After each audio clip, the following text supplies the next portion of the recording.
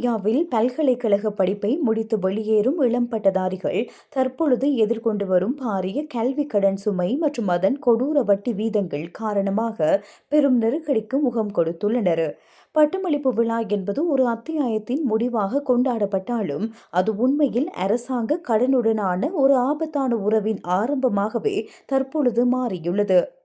இதுகுறித்து Birmingham live ஊடகத்தின் செய்தியாளரான 22 வயதுடைய ஹன்னா அகமது தனக்கு ஏற்பட்டுள்ள கசப்பான அனுபவத்தை வெளிப்படுத்தியுள்ளார். கடந்த 2024 பட்டப்படிப்பை முடித்த இவர் தற்போதைய சம்பள எல்லை கட்டுப்பாடுகள் காரணமாக இன்னும் கடனை திருப்பி செலுத்த ஆரம்பிக்கவில்லை.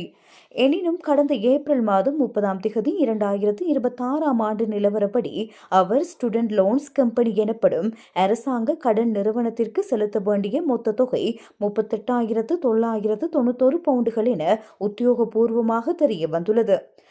அவர் 2021 முதல் 2024 வரை படிப்பிற்காகவும் பராமரிப்பிற்காகவும் உண்மையாக பெற்ற அசல் கடன் 32,172 பவுண்டுகள் மட்டுமே.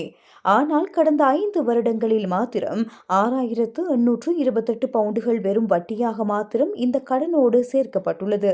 2012க்கும் 2022க்கும் இடைப்பட்ட காலத்தில் பல்கலைக்கழகத்தில் இணைந்த மில்லியன் கணக்கான மாணவர்களைப் போலவே இவரும் பிளான் 2 எனப்படும் கல்வி கடன் திட்டத்தின் கீழ் உள்வாங்கப்பட்டுள்ளார்.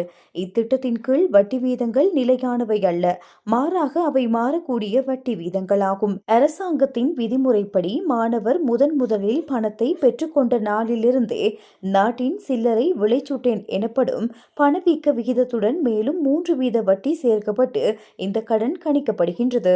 ஹன்னாவின் கணக்குப்படி கடந்த 5 ஆண்டுகளில் அவரது கடனுக்கான வட்டி வீதமானது 3.2% இருந்து உறைந்து போக செய்யும் அளவாக 8% வரை உயர்ந்து உள்ளது.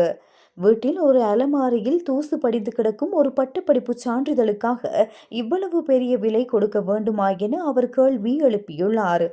தன்னை போலவே இன்னும் பல இளைஞர்கள் 50,000 பவுண்டுகளுக்கும் அதிகமான கடன் சுமையை தாங்கிக் கொண்டிருக்கின்றார்கள் என்றும் அவர் ஆதங்கம் வெளியிட்டுள்ளார்.